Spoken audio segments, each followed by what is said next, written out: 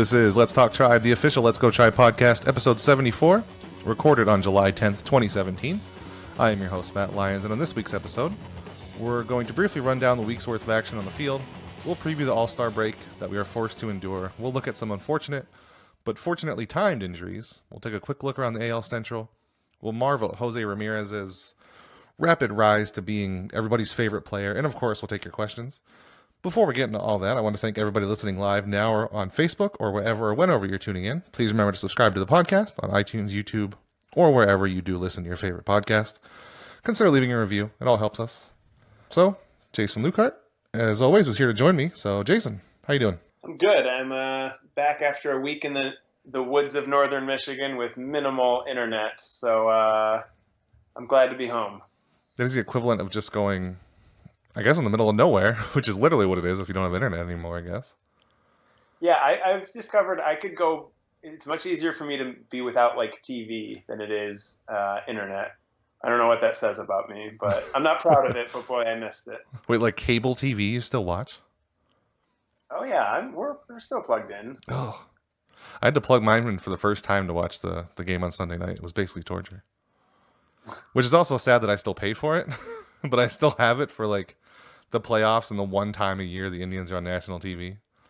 I watch enough TV shows. I don't feel like fussing with like Hulu and Amazon and the 8 different streaming things that would be required to keep up with all the TV shows I watch. Yeah, if you watch enough, it's not worth it to juggle all of them. Did you happen to watch either the Fox or ESPN one? Because if you didn't know, the Indians were back-to-back national broadcast games. Well, I guess the Fox one was regional, but both games in a way were on national television compared to when they're usually not. So did you watch either of them? I got to see about 3 innings of Indians baseball last week. So then, yes, of course you did. Well, you missed one of the most annoying broadcasters ever on Saturday. I don't know if you maybe heard about it or anything, but Billy Ripken, he sort of hates baseball. I've got the whole idea of listening to him. It was everything he complained about. It was the replay system. It was how long batters take. It was the way batters swing. It was, I don't know. That guy just does not like the sport, and yet he's paid to talk about it. It was kind of fascinating. I wonder if he resents the fact that he was nowhere near as good as his brother. It's got to be tough to do the same thing as a sibling and be like just awful at it. In the grand scheme of the world, a great baseball player because you're good enough to make the majors. But in the grand scheme of being compared to your brother, you were garbage. That might make you dislike the sport just a little bit, but when you get that far, I mean, I guess he's already in baseball. So if he does truly hate baseball, he's kind of stuck in it now. So I don't know. Maybe he was just nervous and could only point out bad things to talk about. But anyway, the Indians did play a bunch of games last week. They were 1-2 against the Padres, 2-1 against the Tigers. I know you said you didn't watch a whole lot of them, but Bradley Zimmer, he's looking really good. I think we talked about him the last podcast a few weeks ago. That was mainly about how fast he is, but in the last week especially, he's made a bunch of diving catches. I think there was 2 in one game, and there were 2 in 2 separate other games, and the kid is just all over the field. He's running the bases great. And Mike Voris on Facebook, he asked, what's the long-term plan for Zimmer? Hope it's a permanent spot. I do definitely think that's what it is. I can't imagine it's worth manipulating his service time anymore if they even can. I don't know without getting into trouble at this point because he's been so good. But, I mean, there's no reason not to start him, even if he wasn't batting well. He plays defense. He runs the bases. So I cannot imagine Bradley Zimmer is anything but the starting center fielder now, which is great to know that the Indians have a starting center fielder. So have you been impressed with him? I know you didn't watch him last week in particular, but when I've watched in the last month, his defense has really impressed me. I feel like most of the reports I read on him coming up were like, adequate defense, but not necessarily spectacular. So the defense has been better than I expected. And he's been an above average hitter, which for a rookie is, I think, a pretty good bar to clear. So yeah, he's been really impressive. Hopefully he holds up better than Tyler Naquin did last year. But, he was a better prospect, a more highly regarded prospect. So I think the odds of him being able to keep it up are better than they were for Naquin. Yeah, that's the biggest thing, is that Naquin was a surprise and Zimmer really isn't. He's just playing to what he was pretty much supposed to be. And the Indians fans have kind of been spoiled because, I mean, they had Francisco Lindor as a rookie. He hit extremely well. Tyler Naquin hit extremely well. And now Bradley Zimmer's hitting pretty well. So eventually there's going to be a rookie that comes up and isn't amazing right now. I guess Yandy Diaz was that rookie, but we're going to have to adjust our expectations just a little bit Every rookie's been great lately, it seems like, but it's not going to happen forever. And about Zimmer's defense, from what I remember, the most reports were that he wasn't great at reading the ball, which he isn't now either, but he catches up to it so well every time. Like a couple of those diving catches were because he read the ball while he took a wrong step, but then he's just so fast and he can dive to everything. So I don't think scouts either knew how fast he was or didn't think it would translate to the majors or something, but I think everybody underestimated his speed.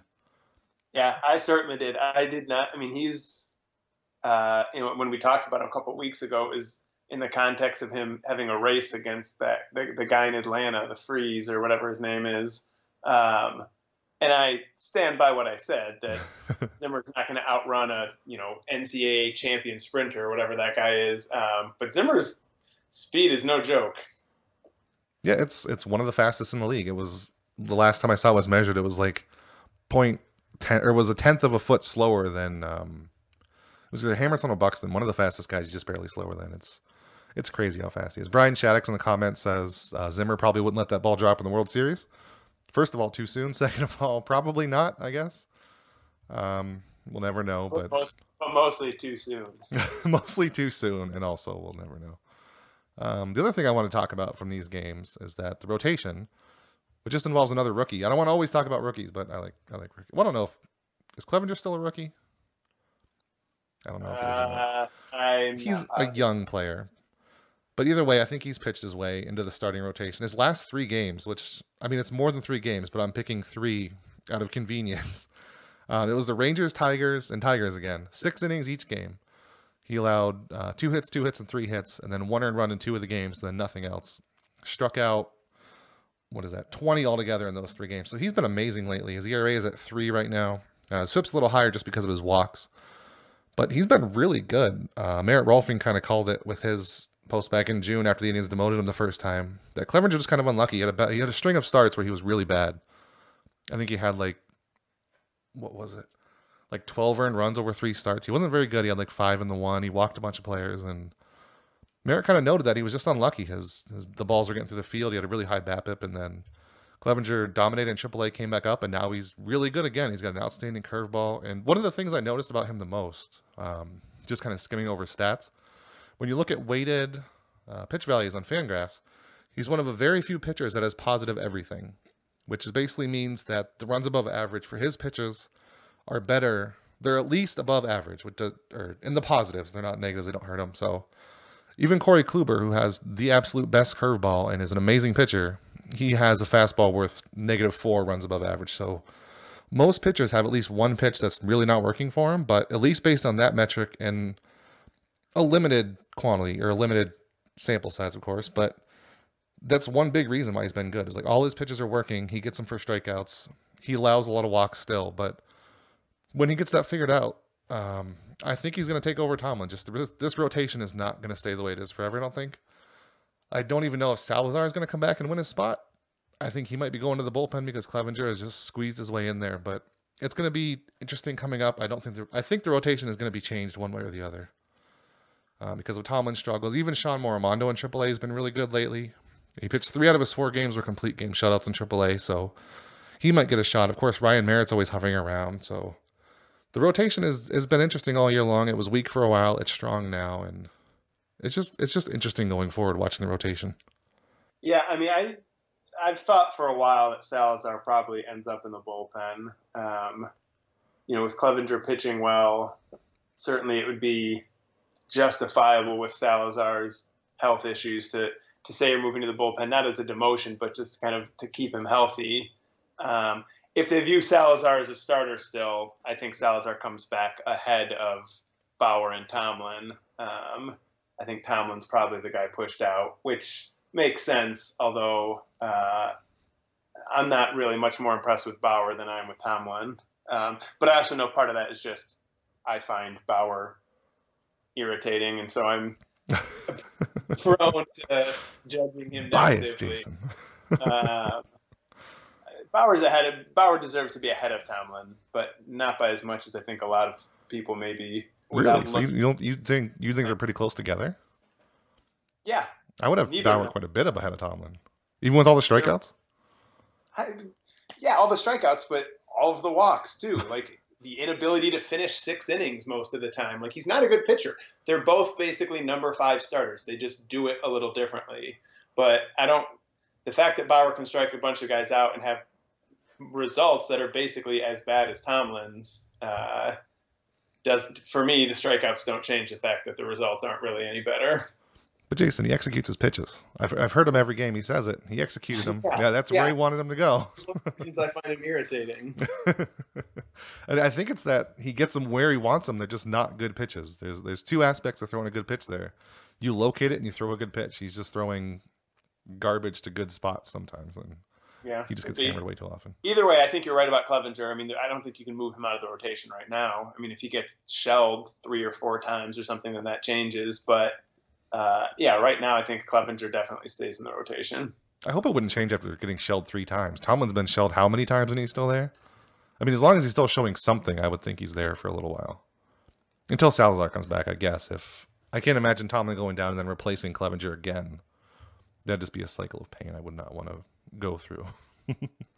So anything that you observed in your 3 innings of watching the Indians or what you read in the last week? Or even further than that, the last month since the last time you recorded? I mean, one of the things we talked about before, and I've said before, like, the AL Central is just a pretty crummy division. The Indians have not played especially well, yet they sit in first place. Pacoda has them with a pretty high confidence for winning the division, despite a sort of small lead right now. I think Pacoda's got them as 91% to win the Central. So they're benefiting from lousy competition, but I don't care. That doesn't bother me at all. They've got plenty of time to get their act together and sort of hopefully kind of be firing on all cylinders by the time October rolls around. Yeah, not to make it a cocky thing, but I mean, if the Indians don't win, no matter who else wins, that's an upset, isn't it? I mean, nobody expects the Twins to win. If the Royals do, I guess it's kind of their big comeback tour, but anybody the Indians winning is a surprise at this point. Yep. And the Royals, I mean, they looked like sellers for a while. They won a bunch of games, and now all of a sudden they want to go for it, which I wrote about it last week. If they want to do that, I am all for it. Please, Royals, go all in. Keep everything you have. Maybe deal your one good prospect for another piece to try to go for it. I am all for that, because after the season, I mean, Eric Hosmer, Mike Moustakas, Alcides Escobar, Lorenzo Cain, Jason Vargas, they're all unrestricted free agents. So that team is done after this year no matter what. And they've had, I think the last good draft was, what was it, several years ago before they won the World Series. And since then, it was all been bust in the first round. Bubba Starling is not even a prospect anymore. The recent drafts haven't been very good either. They haven't made any good trades to restock the farm. So the only way they're going to compete in like the next 4 to 5 years is sell. And if they don't sell now, they're screwing themselves for a long time. So I am all for that, Royals. For the next month, I'm going to buy a Royals jersey and wear it, and I'm going to just try to send messages to their GM that you got this, you can do it. Don't sell, go all in. Are you a Royals fan too, Jason? You should be. I refuse context to categorize myself as a Royals fan. You can cross your fingers behind your back when you say it if you want, but you have to be for now. I don't know if you're familiar with Randy Gisarelli, who is one of the co-founders of Baseball Prospectus and has done a lot of really good baseball writing over the years. But his day job is he's a dermatologist, a skin doctor, who happens to have an office in my hometown. And so a couple of weeks ago, I dropped by his office just to kind of talk baseball with him for a few minutes and asked him, because he's a Royals fan, and asked him how he felt. And he said, like, at any point in my life as a Royals fan in this situation, I would be desperate for them just to trade everyone, rebuild. They're probably not going to win this year. And just like you said, they're setting themselves up for 5 bad years, and I wouldn't have wanted that. He's like, but they won the World Series, and I find I just don't. I care in a different way now. And he was basically saying, maybe this team, maybe this core has one more crazy run in them. If they don't, so be it. They still won the World Series, 2 years ago. So what do I care? I would really like to have that kind of carefree, what happens attitude about the Indians. And I blame the Cubs. I do wonder how long that afterglow lasts. I imagine like the Phillies are over it now. I'm sure. Yeah, I don't know. I mean, it's got to last a little while. Some people it's going to last almost not at all, and some people, like they'll be satisfied for life. They got to see it once. I also feel like the older you are, the longer it's likely to last because you suffered longer. So the satisfaction of seeing it end is greater and probably provides longer relief, I would think.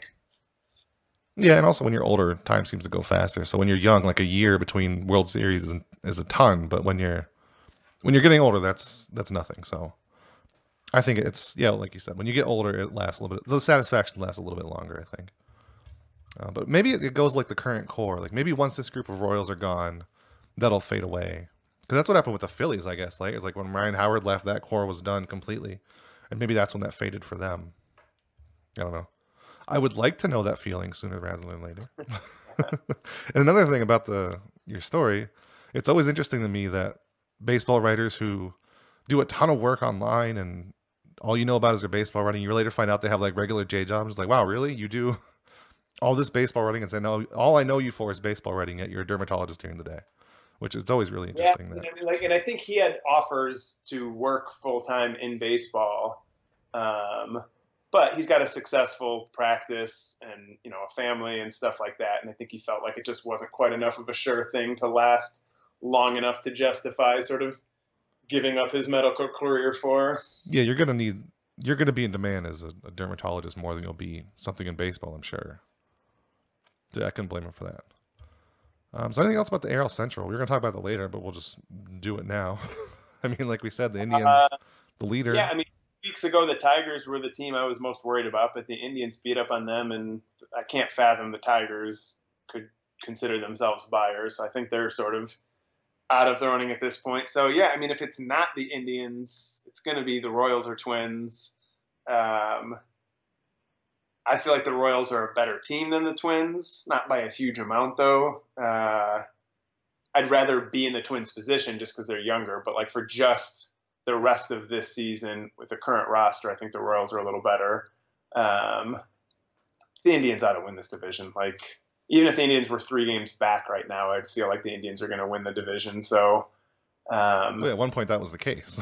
They were like 3 games back, and we still felt like they were going to win. Yep, exactly. It's just such an easy division. Yeah. I've still got my bets on the Twins, though.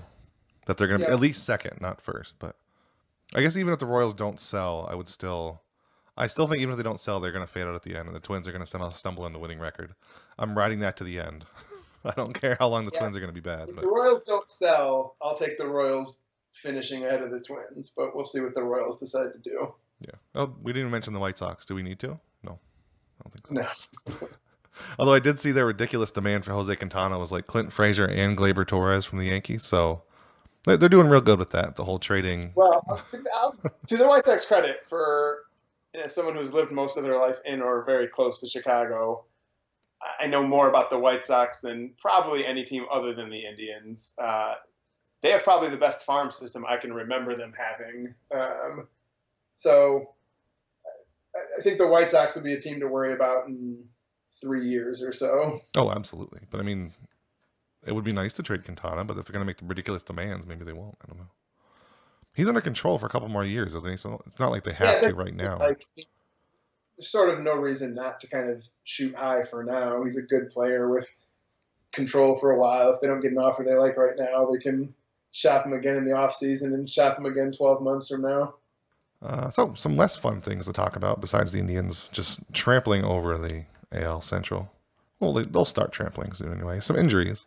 Lenny Chisenhall had a right calf injury. Apparently cramped up running the bases. If he goes in the DL, it'll be his 3rd trip of the season. He previously went on for shoulder sprain and concussion symptoms. Jason Kipnis, he was... Why am I blanking what his was? Hamstring, and he could be out for like a month, I think the last I saw. He's on the 10-day DL, but of course that can be repeated or extended. But for now, he's on 10-day. It is kind of nice they both got injured right before the All-Star break. That helps. Matt McPhee on Facebook, he wanted to know if Kipnis' injury is prolonged, what infield configuration would you like to see? Eric Gonzalez at second, J. Ram at second, and Yandy at third base. Gio, meaning Giovanni Urshela at third. I think what we saw yesterday, if Kipnis is out, that's going to be it. It's Jose Ramirez at third and Eric Gonzalez at second. I don't know if you really want to shift everyone over just to get Giovanni Urshela's glove at third when his bat is terrible. I think Eric Gonzalez is good enough at second to leave him there. That's a really good left side of the defense. Ramirez, Lindor, and Gonzalez. So If Kipnis is out for a while, I think Gonzalez is a perfectly fine replacement for a little while. I don't see him trading a second baseman or a third baseman just because of the injury. Maybe if they thought before they could upgrade Kipnis, but not just because he has a hamstring injury. Yeah, I feel the same way. I'm fully aware that Jose Ramirez is probably going to be just fine no matter where he's playing, but there is some part of me that just feels like things have been going so well since it's been the everyday third baseman, and just like kind of leave him there and not mess with what he's got going on. When the difference between, whether it's Gonzalez at second or Diaz at third or Shell at third or, whatever else you would come up with, I think you're talking about pretty minor differences between them. So, yeah, I think I would leave everyone where they are and rotate guys through second base. Yeah, and Kipnis' injury, it seems like it's horrible because it's a month, but as Brandon Bowers, friend of the podcast, and the comment said, the biggest concern for Kipnis going forward is hamstring injuries can be recurrent. Rehab for all three isn't too tough, just takes time. So it's not like it's a devastating injury. It's just a hamstring strain, so he'll probably be out for a month, but then it's probably not too intensive rehab, and then he'll just be back and ready to go. What was his injury? And I should have looked it up beforehand, but in spring training, was it another hamstring or was that something else? I'm completely blanking on what it was. But, if the Indians come out of the All-Star break and go like 6-13 over the next 3 weeks, I guess things change. But again, you can eliminate probably any two players you want, and they still should win the Central. Yeah, they can go 6-13 and still be in the lead, probably. So I feel like they just, don't rush anyone back. Don't do anything out of panic. They're not going to catch the Astros, so the idea of having home field in the postseason, which to the extent that it even matters, isn't going to happen. Just hold the lead, get everyone healthy, by a couple weeks before the postseason, so everyone's, up and running, and see what happens. I wouldn't rush anyone back. Yeah, there's no reason to. And Brandon says in the comments it was a rotator cuff was Kipnis' thing. So at least it's not the same thing, not another hamstring injury. And then, the thing with Chisenhall is just that he was so hot. It's unfortunate that he goes down. He's one of the Indians' best hitter, which is something that hasn't happened a whole lot, but he's finally maybe coming into his form. I think we talked about this the last podcast, so he's been really good for a while now. Now he's unfortunately injured, so we'll see how long he's going to be out soon. The other thing, I can't remember if we talked about it, but a lot of Indians players having babies right now, which is conspicuously around 10 months after they clinched the the American League after winning the championship series. The kind of timing babies to events thing is always creepy to me, but it happened. I mean, there's like 4 Indians players who had to go away to tend to newborn babies. There was Carlos. Who else was it? I remember it was Santana, and there were a couple others, but it's just a very funny coincidence that they all did it at the same time. Good for them. They deserve to celebrate winning the division. Yeah, of course. And they deserve to have the time off to go see their kids, too. And their newborn. I will never care. Even if as someone who took 6 weeks off work when their child was born, I'm not going to begrudge someone missing 6 games. You slacker, Jason. How could you? Yeah, I'll never get that. Like, it's fine for everybody else to take time off, and it's fine for baseball players. They're people, too. Speaking of baseball players being people, I want to talk about one of my favorite baseball player people, Jose Ramirez. Zach Mizell of Cleveland.com, who I don't know, Cleveland has a lot of great sports writers, I think. Not maybe in the national level, but there's a bunch of great little small ones. But for somebody on one of the biggest sites, I really like a bunch of the stuff Zach does. He's maybe the best, just pure storyteller that, of all Cleveland media, like finding a story of a player and telling it. And recently he told one about Ramirez, about how he came from he grew up in Bonnie, Dominican Republic. He was a kid who quit school at 14 to pursue a major league dreams, which if you think about that, quitting school at 14 and then making it most of the way to the majors and being told you're too small the whole way. Maybe I can see why he blocked us if we've ever mentioned his size, because I can't imagine quitting school at 14 years old and then being told you're not going to be able to make it the whole way there and then kind of shoving in everybody's face when you do get there and be so great. So I can't blame it all for that. But Ramirez is just on fire right now in terms of playing and popularity, and he's one of the most fun players at the All-Star game. He's got his face on shirts. I recently got one of them. I got the Yes Way Jose one, and that's a really neat shirt. He's also on coffee, apparently. I don't know if it's related, but he said he kept getting thrown on the bases because he drank too much coffee as a joke, and now his face is apparently the name, or his either name or face or something is on coffee, which makes sense. That's a good brand to go after. His parents are going to be with him in Miami for the All-Star game. It's the first time he'll be seeing them since the beginning of the season, which is the big thing about players in different countries. They don't always get to see their family, so it's nice that Jose will for that. And it just seems like so far lately, there's been this kind of player in Cleveland almost every year. It was Lindor last year, Jose this year, and sort of Zimmer this year, and in a couple of years it's going to be probably Tristan McKenzie, Francisco Mejia. But it's just a nice time in Cleveland to have all these exciting, young, fun players coming up. So it's really nice. And I don't think Jose came out quite as much of nowhere as some people like to think. There were a lot of scouts that saw something in him coming up, but it was always just his size, and he's proved everyone wrong. And Zach Meisel's piece is a really nice story about how Jose came from, I mean, basically nothing as a 14-year-old kid quitting school to an all-star and one of the Indians' best players. And if he keeps playing the way he is, a legitimate MVP candidate, I want to see Jose Ramirez win an MVP. That would be the best thing ever. So I'm really happy for Jose. It was a really great story by Zach. And so what do you think about Jose? I assume you're a big fan, I would hope. Yeah, I mean, he's like, frankly, looking, this year and last year, so the last season and a half, he's been the Indians' best position player. He's been better than Lindor, which I think is partially, Lindor is not, he's doing fine, but he's not doing as well as he did last year. And then Ramirez was better than I think a lot of people remember last year or realized last year, just because maybe because of Lindor, or, the pitching staff got a lot of attention. It takes a while for Lindor sort of arrived in the postseason, I think. And Ramirez hasn't sort of arrived quite that way yet. I don't think most Indians fans even realize it. But last year and a half, Ramirez, best position player on the team. Are you saying Ramirez hasn't arrived like that yet, or back then?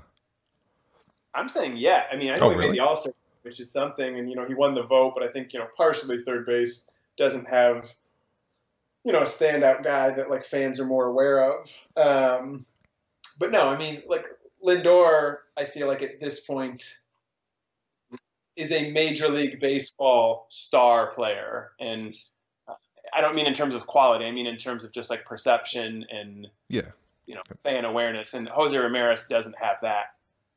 He's at least there on the Cleveland level, I think. Yeah, which is the next step is national. I mean, Lindor is the team's biggest star this decade, I think, and Ramirez might get there, but I think for Lindor, a lot of that was the postseason last year. Hopefully, the Indians get to the World Series again, and Ramirez has the opportunity to enter that same club of super well-known, popular guys. Yeah, and as far as the All-Star voting went, he was down like 2,000 votes within less than a week to go, and he overcame it. So that was mostly Indians fans, obviously, but it was neat that he came back from so far so quickly. And he came over Miguel Sano, which, by the way, this week, we're forced to not watch baseball because the players think they need a break. Those darn slackers. They're getting paid money. They should be entertaining me all the time, 24/7. But they're going to take an All-Star break. There's a home run derby tonight. From what I saw, I think Aaron Judge hit one 500 feet. Giancarlo Stanton hit a couple windows, but he was out in the first round. Before we get to the actual All-Star game, what do you think of the home run derby? Are you a big fan of that, or you wish it would kind of go away? And ESPN's pushing it really hard, especially with their broadcast now. They are very fake excited about it. I feel like last year, they implemented like a new system where instead of like a number of swings, it was a clock. Mm-hmm. It felt much... I had sort of lost interest in it, which, was partially just getting older, partially being sick of Chris Berman, so sick of Chris Berman. Back. But last year, Stanton hit like 61 home runs, and because it was a clock instead of just like a number of pitches, there's no reason to take pitches anymore. It just felt like it moved more quickly. Stanton did got a lot of attention, but it was the first time I'd really enjoyed the home run derby in a long time. And tonight, with putting my daughter to bed and stuff like that, I haven't seen very much of it. I have it on now, and Aaron Judge is capable of hitting the ball very far, very frequently. That's what I can tell you from the last few minutes of home run derby viewing tonight. Yeah, I don't know. I've never really been into it. I don't even hate Chris Berman. I kind of like Chris Berman, which I probably shouldn't say in a live broadcast, but definitely you shouldn't have said that. I don't know why. I think it's because it was the kind of thing where he's like, you hear him as a kid, so you kind of tolerate him as an adult. But I don't know. I've never really been into it, but I also don't think it's for me. I think it's mostly like for kids and I get adults too, I guess. But I mean, the thing is mostly for kids. Like they get excited about seeing the home runs. Because I was sitting there watching it with my 5-year-old. It was really neat. Today was just like it wasn't even a game. It was just the All-Star, what do they call it? Like interviews a bunch of players, and every player that come up, you ask who they are, and he knows a bunch of logos from cards already. So it was neat explaining that to him. And when you're a kid, even if you have access to all this information, seeing players, it's still neat to see them all come together and play each other. Because I specifically remember I used to watch the Pro Bowl a lot as a kid. Because it was after the season, it was like the end of football, and they would have skills competitions. You could see your favorite players as kind of being people and not always playing. That's one of the things I liked as a kid. And then they took it away because a bunch of adults didn't like the fact that they were just doing skills competitions. And that was when I stopped watching the Pro Bowl and eventually football altogether. That was kind of the start of it, I guess. But I like the minor stuff in baseball and seeing a bunch of players coming together and playing. And I think it's good for kids and getting people into the game. Even if the ESPN broadcast, the home run derby, is so fake enthusiasm. They're all falling over their chairs every time there's a home run, like they weren't expecting to see it, which is kind of annoying. But Aaron Judge crushing baseballs is fun. I don't know how you can say that and also say you kind of like Chris Berman. Chris Berman was the worst for all of that, and him no longer being a part of the broadcast is a big reason. No, they are. You haven't watched it. They are insane. They're crazy people right now. If you measured it, I'm pretty sure they're louder than Chris Berman was.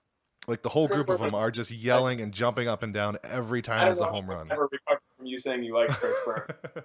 I said I can tolerate him. I might have said I like him, but I don't love him. I just sort of like Chris Berman. I don't know. It's because I always used to watch the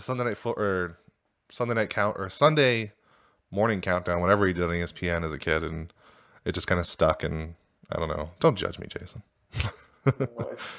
But sorry, you've been judged. Aaron judged. Hail. The weird thing about Aaron Judge, everybody talks about how giant he is, and there's all these jokes, and then I look and I realize I'm an inch taller than him. So like I am not giant human. I'm completely normal size. What are you talking about? I'm only 6'8". Raises the question of why don't you have 31 home runs?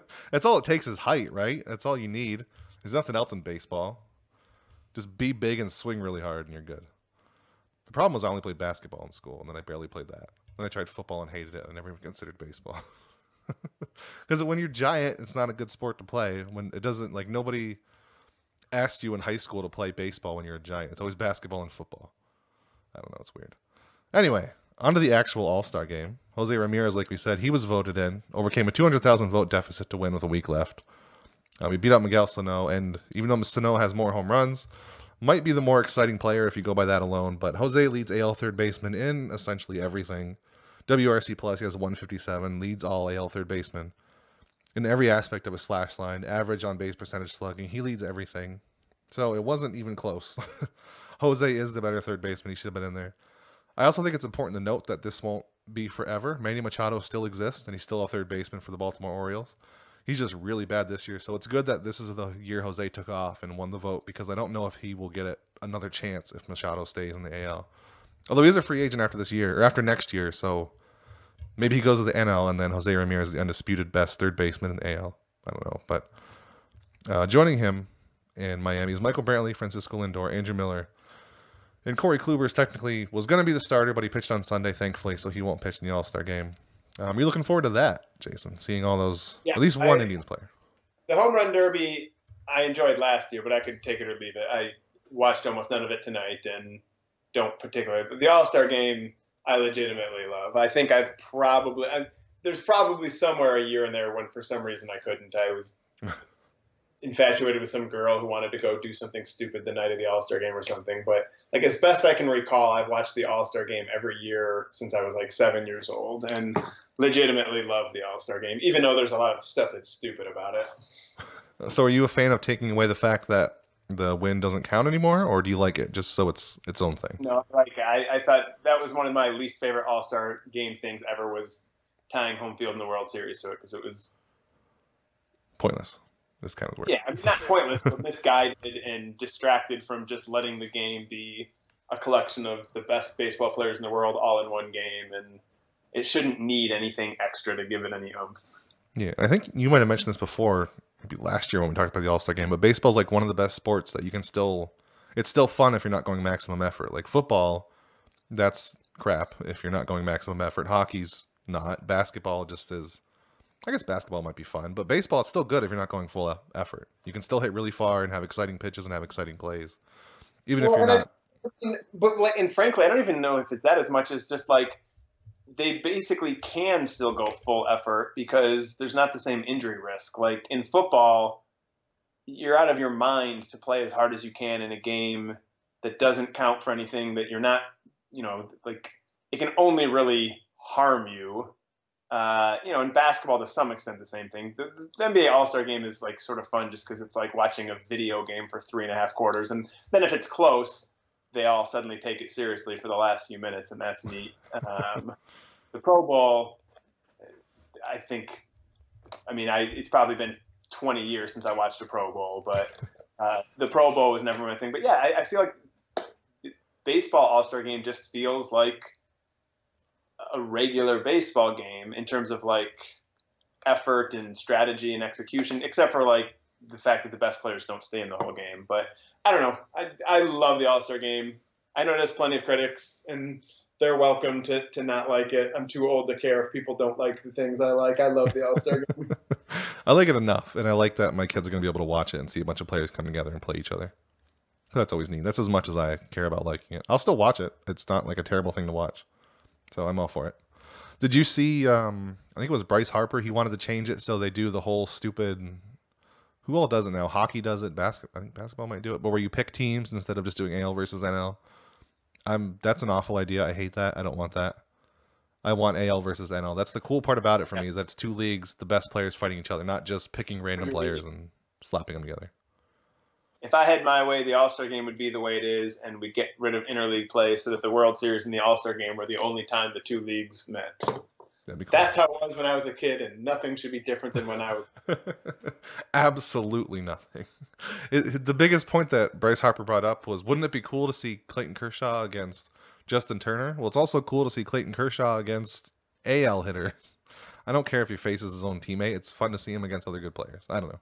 That idea is stupid, and I hate it, and I don't want it. I don't know. It's just not an all-star game anymore. It's just a random gimmick to try to get people to watch it. Bad idea. Yeah. So Jason, I think that's all for our regular lineup stuff. We have a ton of questions today, so it's kind of good we got through everything kind of quick. As always on Monday, we'll ask you guys for questions on Facebook, Twitter, or if you want to be one of the first people to email sbnletsgotribe@gmail.com, you are more than welcome. We will find your question one way or another, and we will answer it.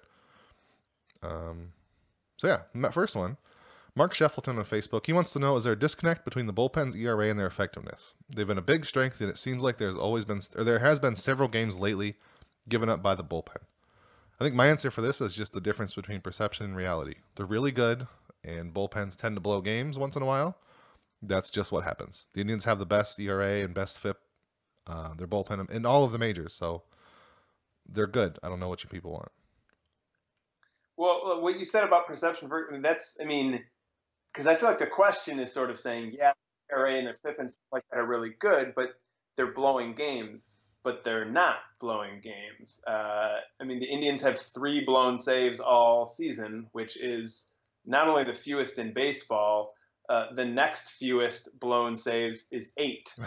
They have 5 fewer blown saves than any other team. And I realize a blown save isn't the only way for a bullpen not to be great, like giving up a lead, losing a lead, or there are other things.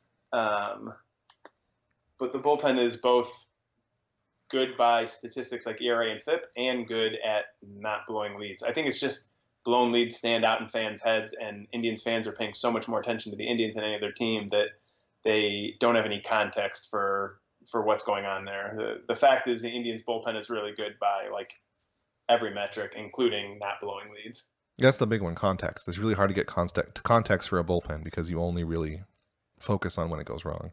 In the Indians' bullpen also, they're the 5th fewest innings pitched, so I guess maybe there's more perception warping there. The fact that they're used the least, and when they blow it, it looks more frequent. I don't know, but the bullpen is really good. They have a good ERA, but somehow they're blowing games, like you said. They're good at ERA, and they're good at not screwing up. Mike Vorius on Facebook, he wants to know, what do you attribute to our success against a stud like Verlander? but trials against lesser Tiger pitchers.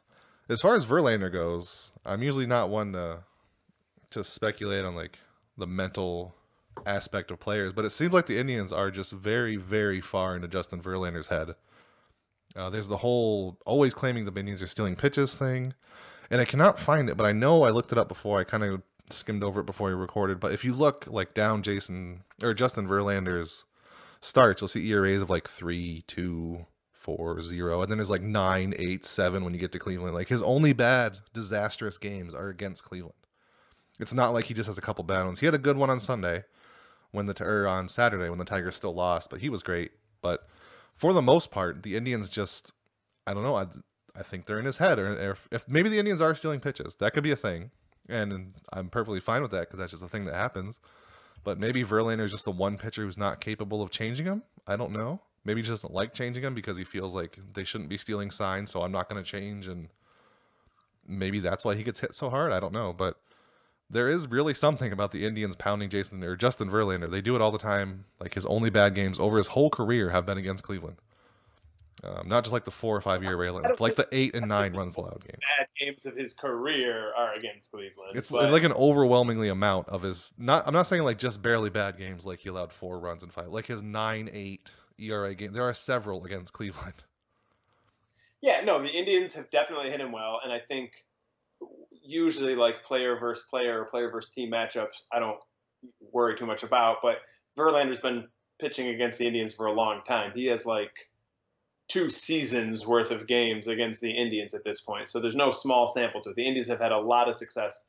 The other part of the question, as compared to other Tigers or, lesser pitchers in general, that I think for the most part is just selective memory. I think that's something where like a nobody, pitches well against the Indians and it stands out because it seems unexpected. Whereas when the Indians hit a nobody, it doesn't stand out because it's what you expected and you forget all about it. Verlander aside, because whatever it is, the Indians do hit him and have for a long time really well. The Indians had good games against Chris Sale, and people were like, "Oh, I'd rather face Chris Sale than." No, for the most part, non-Verlander, I'd much rather face the nobody than the generally great pitcher. I'd rather face Verlander. I don't know. I don't feel like the Indians had anything on Chris Sale. That felt like luck. I'm going by feel here, which is a very good analytical thing to go by, I know. But I don't know. I just feel like the Indians, like they're screwing with Justin Verlander somehow. He does not like facing them. He always complains about him. I don't know. There's something there. I just like how much they mess with him because he's such a whiner in general. One of the games you missed, by the way, I don't know if you saw, but there was a light that bothered the Tigers. It was in one of the suites behind home plate. They actually had to stop the game and call up the suite and tell them to shut the light off because it bothered Ian Kinsler. Like the Tigers, there's something every single time. There was the wedding ring with Brian Shaw. There's, of course, the sign stealing, and now there's a light in a suite that bothered him too much. That could also be coincidence that it's just the Tigers are an old team, and old people are easily bothered. That's clearly it. Anthony, did I get the right question? No, Anthony Mollison on Facebook. He wants to know, why did the Indians allow David Ross in the ballpark last night? You told me before the podcast that I can't remember exact words, but you don't like you don't like David Ross, I guess. So I'm just going to back up and let you go on this one. Well, like David Ross was a fine backup catcher in the major leagues. Like, that's cool. Like, I mean, if that had been the outcome of my life, I'd have been pretty stoked with that. Like, I'm not trying to denigrate what he's done with himself. But in the grand scheme of Major League Baseball players, he was like a nobody. And other than the fact that it means the Indians lost the World Series, I think my least favorite thing about the Cubs winning the World Series is David Ross retired and has somehow become like this mythic folk hero in Chicago, where I live, and apparently around the country, because he's everywhere. And I never need to see David Ross on my TV again. Like, show me Ron Karkovice or some other capable backup catcher. I don't need David Ross. There's nothing. He's not special. I'm tired of David Ross. I hope he listens to this podcast. I really hope David Ross, for several reasons, I hope David Ross listens to this podcast.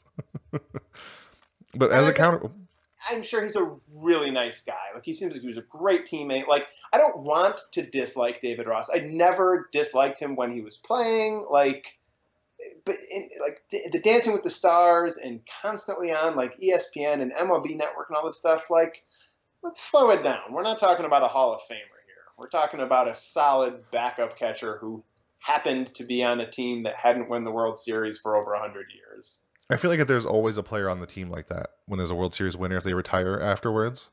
I think you're right, and it's just because it's the Cubs, it's just been magnified so much more. Yeah, well, I mean, it's magnified always. Remember, like Jerome Bettis when the Steelers won, and I'm sure there were more. That's always the first one that comes to mind because I grew up around Bettis Steelers. was like a Pro Bowler. Jerome Bettis was like a great. Yeah, I guess that isn't a perfect comparison. Well, it's not a perfect comparison, but there's always that retiring player who is just blown out of proportion because he won a World Series in his last year, and it's really annoying, especially like you said, when it's a player who was inconsequential for 99% of the time. But I will say, in the booth, he wasn't bad. Living in Chicago, I'm sure makes it worse because I'm sure I'm exposed to stuff that I lived in Cleveland or anywhere but Chicago I maybe wouldn't see. But a lot of it's national stuff too, and I need like a 5-year ban on David Ross stuff. No, it's definitely national though. I'm in New York and I've seen way too much David Ross. Like baseball has a problem with getting faces out there, but I know exactly what David Ross looks like, which seems like the opposite of what it should be. You want to know what retired backup catchers look like. Way to go, baseball. You did it. But I will say, in the booth, he wasn't bad. I didn't mind him. Once he got past talking about his heroics in Game 7, and his dramatic, if Rajai Davis would have caught that ball, I don't want to hear that. But he wasn't that bad. He came research stuff. He had nice anecdotes. He seemed to know what was going on. I don't dislike him. He seems like a likable, good person, but I just don't want to see about him dancing anymore. That's pretty much over that. Blake Rain on Twitter, at Blake Rain. He wants to know more likely to have been Indian in 2019, Brantley or Chisenhall. I believe they're both free agents after 2018. I know Chisenhall is. I can't remember if Brantley is. Yeah, because Brantley has an option. Have an option for next year. So assuming the Indians pick up their option, then yes, they'll both be out of team control after 2018 unless there's an extension. And at this point, we know Brantley's going to have his option picked up, I'm sure. Yeah. So I think Chisenhall. I think Chisenhall is, 2 years younger. I think, by the time Brantley gets to that point, he'll be like 32, which isn't old. I don't know. I mean, obviously I don't know. That's a stupid thing to say. I don't know. Because it goes without saying, but I know for sure. I feel like Brantley's likely to be a little more expensive. But not necessarily to project to be any better. I feel like it's more likely that Chisenhall can be re-signed for less money as more of like some sort of role player. I don't think either of them is getting a huge payday. And if Brantley keeps doing what he's doing this season and stays healthy, maybe he does.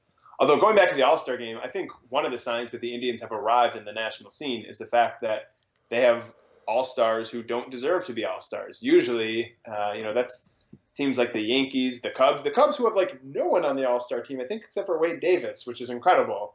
But usually, I don't feel like the Indians are getting extra all-stars, but Michael Brantley should not be on the all-star team. No, not at all. And while I think Lindor is completely appropriate because I think the all-star game should be about more than just the last 3 months. If you do go by just the last 3 months, Lindor doesn't really deserve to be on the All-Star team either. So I think the fact that the Indians are getting guys in the team who maybe don't deserve it, I think is a sign that they're not being overlooked anymore. So that's, I guess, cool. Yeah, because even they weren't only Jose Ramirez obviously won the fan vote, but the rest of them were all really close. At one point, there were several leading. I think Lindor led by a lot. Edwin led. Brantley was like third for outfielder. So there was a point where the Indians had somebody. I think even Yan Gomes was up there for catchers. So Indians fans are representing and voting, and that also means like non-Indians fans are getting there and voting too. So it's a good judge of how nationally known the Indians are, which is cool. So the next one, at Ricky Howe 16, he wants to know what should be the Indians' prime focus come the trade deadline. We agreed we're going to talk about mostly about the deadline in the next episode, but we can kind of, because it's coming up, there's no way to avoid it anymore. So, Jason, what do you think their main focus is going to be? Like, this is like the least satisfying answer there is, but I just don't feel like there's like something to really go after because the biggest weakness on the team in terms of like a position is catcher, but they've got 2 catchers signed for like another 3 years and their best prospect is a catcher. It doesn't really make any sense to trade for a catcher. Yep. I guess if Kipnis were going to be out for the year or something like that, then maybe you look for an upgrade at second base. But if Kipnis is going to be back in 3 or 4 weeks, then that doesn't make any sense. Like, every team could use another starting pitcher, I suppose, but I just don't see, despite the Indians being semi-mediocre so far, I just don't see like the glaring weakness that you go out to fix. What about you? Yeah, the same thing. Because their mediocrity is not that the players are all bad; it's that they can't score. Like they have, like you're not going to find an upgrade really on the trade market. Like who are you going to upgrade even in the outfield? I guess you could sort of want to. I guess JD Martinez if you want to upgrade right field, but even then, is that really that big of enough leap over Lonnie Chisenhall and whoever else goes over there with him? Center fielder, obviously Bradley Zimmer's in there now. Legitimate upgrades available, but those are the kind of guys who are going to cost you like 2 of your top 3 or 4 prospects. And I certainly don't want to see them trading away, say Mejia, who they tried to trade away for LaCroix last year. And oh my God, like we should all love Jonathan LaCroix for a video trade. Like that's one, LaCroix has turned into total garbage. And 2, the Indians almost gave away a guy who on a lot of lists is now one of the top 10 prospects in baseball. Number 3 on Baseball Prospectus. Yeah. So there's no one I want them trading him away for because Gomes and Perez do not look like they should be the Indians catcher much longer. So I'd say, if Mejia's ready, mid-season next season, he becomes the Indians catcher. Do you call him untouchable at this point or is just, I don't know, unless you can obviously rule out like extremely lopsided trades, but yeah, I'd say he's deals. Untouchable barring a trade offer that I can't fathom happening. Right, so, yeah, I mean, like if the Yankees are like, oh, we'll give you Aaron Judge for him, well then sure, but we'll do that. Just do it quickly. There's no plausible trade offer involving Mejia that I would want the Indians to lose him at this point, and the Indians are in a really weird spot because they're good enough to win, and there's nothing you can upgrade immediately. And as far as somebody who runs a website based around getting clicks around the trade deadline, it's really unfortunate that they're not linked to anybody. There's no reason for them to be linked to anybody. If I'm going to do anything about the trade deadline, it's just essentially saying, in some weird world, this is what they can do. Because there's nothing. A bullpen arm, maybe, but their bullpen is the best. I don't know. Like a 5th starter if they don't believe in Trevor Bauer or Josh Tomlin, but that's not exciting. They also have Sean Morimondo, so if you have to trade anything for anybody, you're basically losing the value because you're not going to get a huge, massive upgrade compared to what you're trading away. Yeah, that's how I feel. Yeah. And also with Francisco Mejia, there's another catcher. I think his first name's Eric Haas. He's been really good lately, so the Indians might have 2 good catchers coming up soon. Or not soon, but in the next couple of years. So this means we're going to have to watch Yan Gomes or Roberto Perez for at least another year or 2. Are we doomed to that fate? I think Mejia, like, 12 months from now could potentially be up. If he keeps playing as well as he has, and Gomes and Perez don't turn things around, I think he could be up a year from now. That wouldn't match the Indians' normal sort of MO with their best prospects, but most of the core should be together for the next 3 years. If you've got, I don't think there's any reason to hold your best prospect back. There's the service time thing, which is why he wouldn't be up on opening day. Mm-hmm. But I think beyond the service time thing, I don't think next year would be too early if the second half of this year is like the first half for those 3 catchers.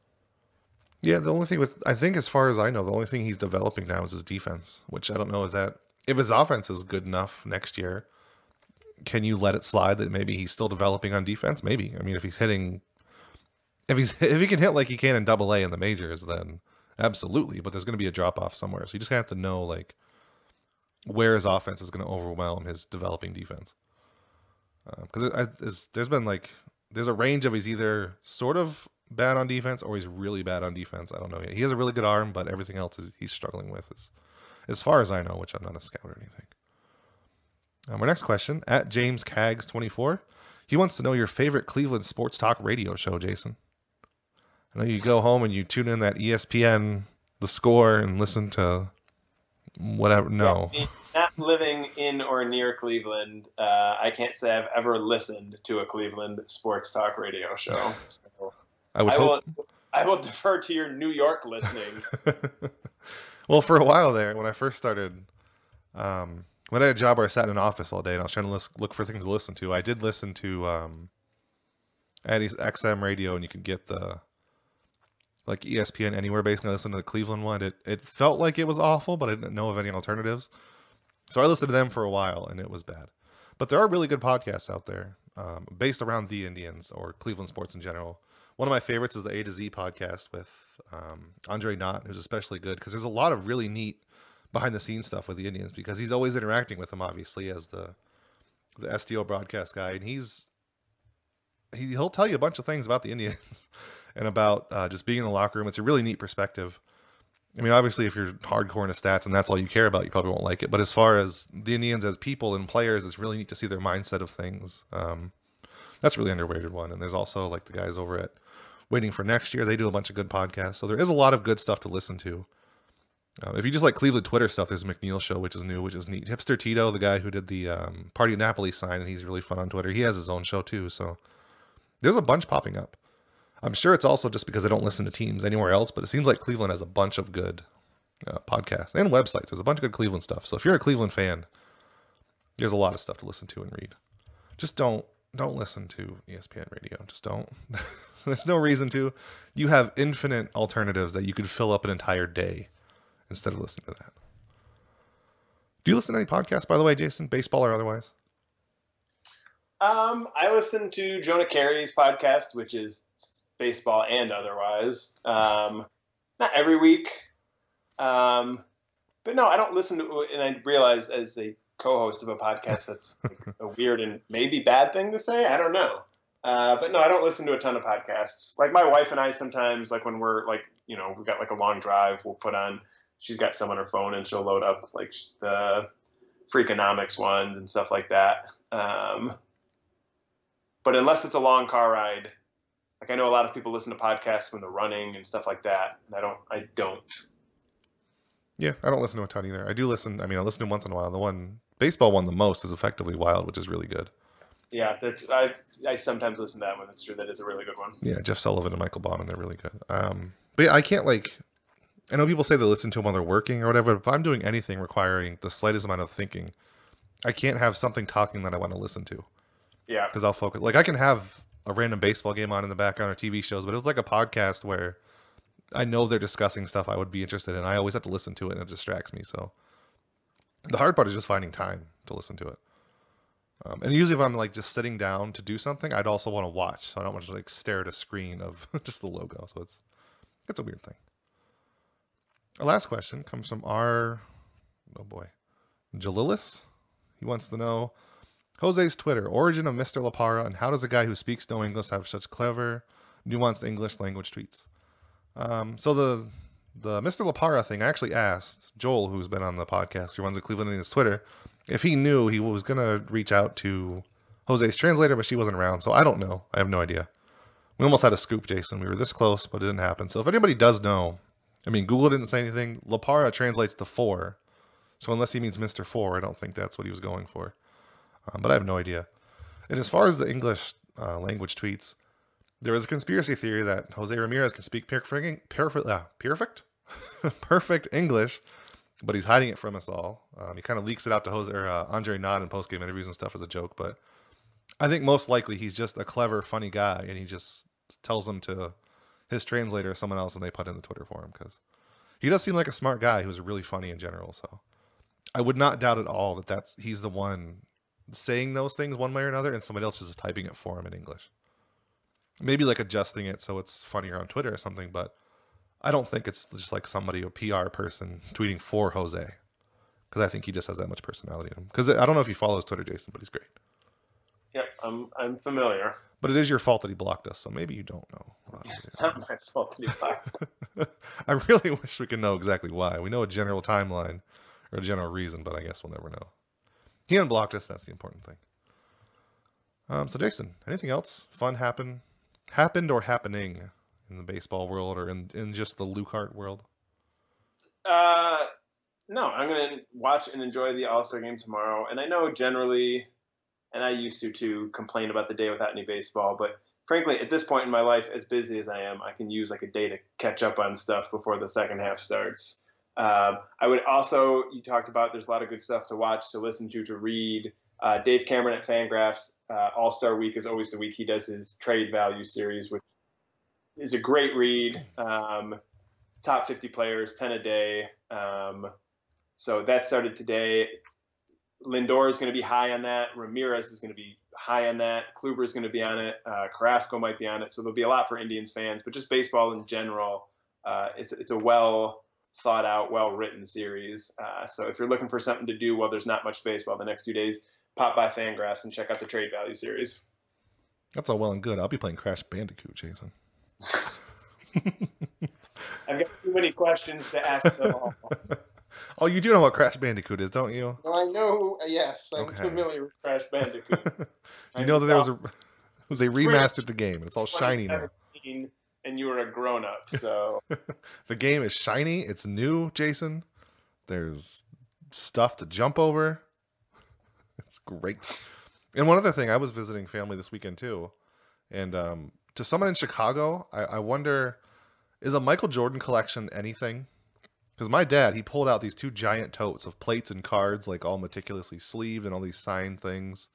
I think some of them were from QVC, so not really signed by Michael Jordan. But I imagine in Chicago, there's a ton of people that collect Michael Jordan stuff. But I don't know anybody who's obsessed with Michael Jordan like my dad was, and it was really cool. Is that a thing in Chicago that just everybody still loves Jordan?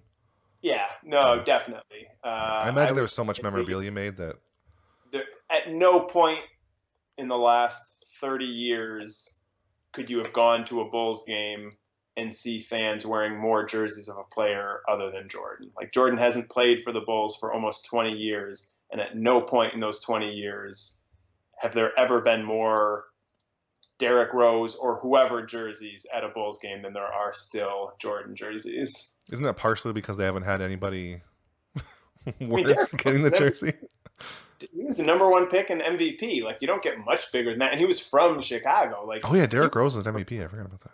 But I mean, other than Rose, yeah, you could say like that's a valid point. But no, Jordan is definitely still the man in Chicago, and I can't really fathom a time when he's not. Like, Chicago still loves Mike Ditka, who was probably a pretty crummy football coach who happened to coach a fantastic football team. Yeah. And he's still popular. So Michael Jordan, arguably the best American athlete ever, is probably always going to be the man in Chicago. And one thing I don't even want to look up is that my dad owned like a pair of the first series of Jordans, but he just wore them every day to work and everywhere. So they were destroyed and eventually threw them away. I don't even want to look up how much those might be worth now. But he does have a Chicago Bulls coat, a windbreaker, in perfect condition. So I don't know. Maybe he can retire off that. Because I'm sure those are rare. Windbreakers are popular, almost as popular as Jordan. Anyway, that's enough Chicago Bulls talk. Jason, thanks for joining me, as always, on the podcast. And everyone else. Next week. Yep, we will talk to you then. We're probably going to preview a bunch of the second half, trade deadline, all kinds of fun stuff. So see you then, everybody.